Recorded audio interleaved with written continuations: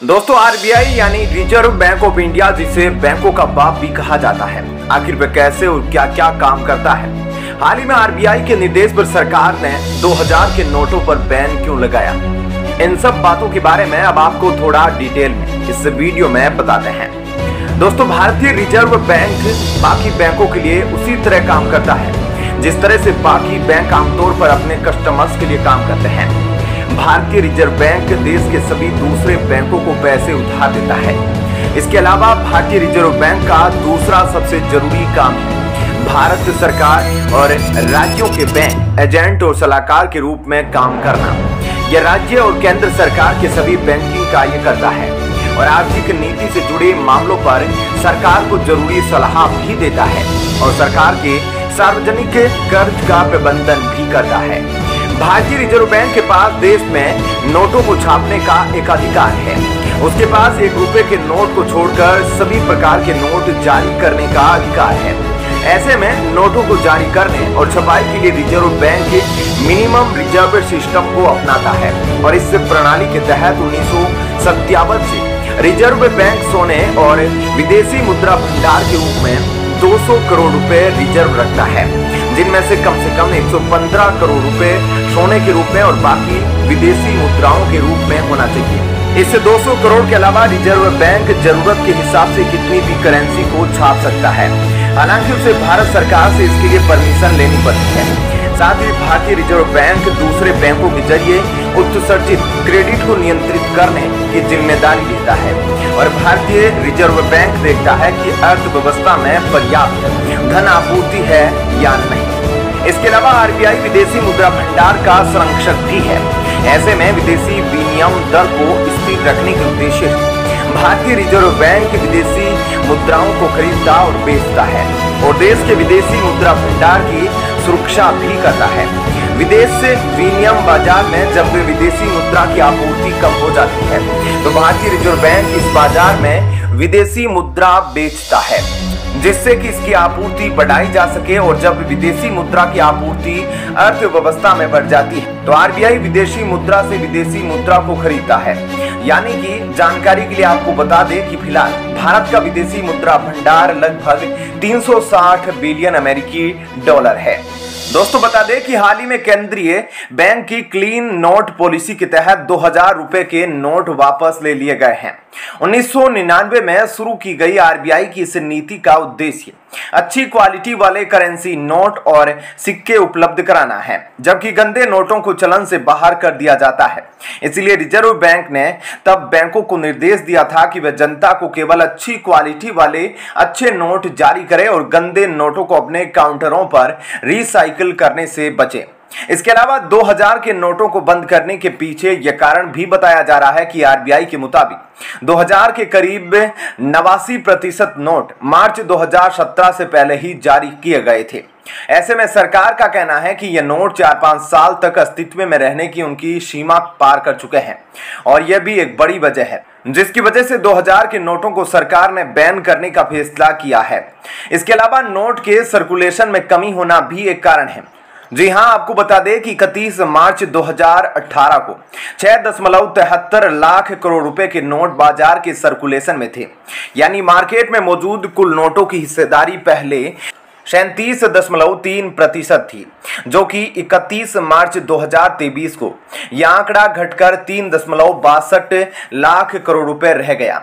यानी चलन में मौजूद कुल नोटों में से 2000 रुपए की नोटों की हिस्सेदारी सिर्फ 10.8% ही रह गई, जो कि 2000 नोटों के बंद होने का अहम कारण बताया जा रहा है। तो ऐसे में दोस्तों इस खबर के बारे में आपकी क्या राय है, हमें कमेंट करके जरूर बताएं। और अब आपको बताते हैं ऐसी ही एक और बड़ी खबर।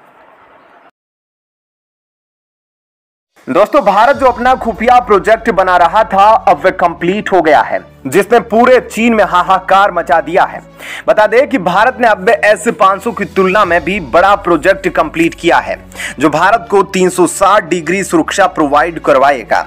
यानी अगर भारत को सेंटर में ले ले तो उसके 360 डिग्री के आसपास कुछ भी नहीं होने वाला है और यह 400 क्या 800 किलोमीटर से भी ज्यादा तक वार कर सकता है। क्या है यह प्रोजेक्ट और भारत ने आखिर क्या कंप्लीट किया है, उसके बारे में अब आपको इस वीडियो में डिटेल में बताते हैं, जिसे जानने के बाद आप खुद जरूर सोचेंगे कि अब चाइना यूनाइटेड नेशन में जाएगा और भारत के खिलाफ इसके बदले में कुछ ना कुछ साजिश जरूर रचेगा। अब इस वीडियो में आपको बताते हैं उस खुफिया प्रोजेक्ट की कंप्लीट जानकारी जो भारत ने बनाया है, जिसे S-500 का बाप कहा जा रहा है। दोस्तों, चीन और भारत के बीच अक्सर टेंशन होती रहती है। मान लो कभी चीन ने भारत पर परमाणु मिसाइल से हमला कर दिया तो भारत का डिफेंस सिस्टम उसको वहीं पर उसी जमीन पर मारकर नष्ट कर सकता है। इसके साथ ही दोस्तों, भारत के DRDO ने BMD शील्ड को तैयार कर लिया है, जिसने भारत के काम आने वाली 3500 इंच की मिसाइल का टेस्ट भी किया है।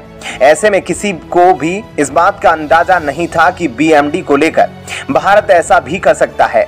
दोस्तों, BMD शील्ड पर AD-1 और AD-2 के साथ भारत 2 और मिसाइलों की तैनाती करने वाला है।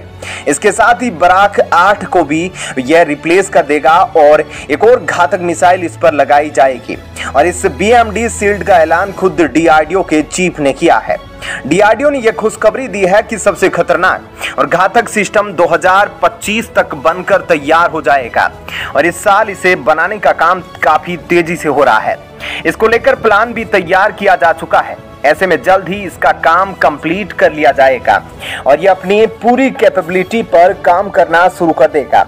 ऐसे में DRDO के चीफ ने बताया है कि इसका काम अपने अंतिम चरण पर पहुंच चुका है और इसलिए भारत इसे 2 साल से भी कम समय में पूरी तरह से तैयार कर लेगा। दोस्तों, DRDO इस सिस्टम के जरिए देश की जनता को परमाणु मिसाइलों से सुरक्षा प्रदान करेगा, इसलिए इसको काफी ज्यादा ध्यान से तैयार किया जा रहा है।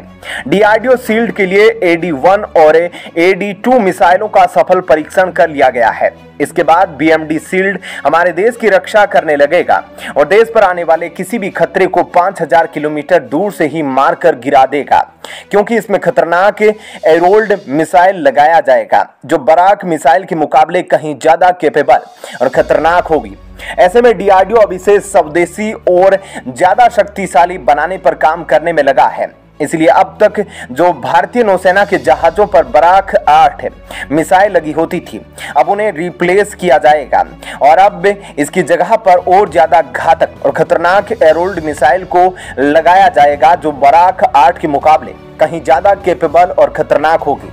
इससे भारतीय नौसेना की शक्ति में कहीं ज्यादा इजाफा हो जाएगा और BMD शील्ड का दायरा भी बढ़ेगा। इसके साथ ही दोस्तों, BMD शील्ड में DRDO अब और 2 मिसाइलों को ऐड करने वाला है।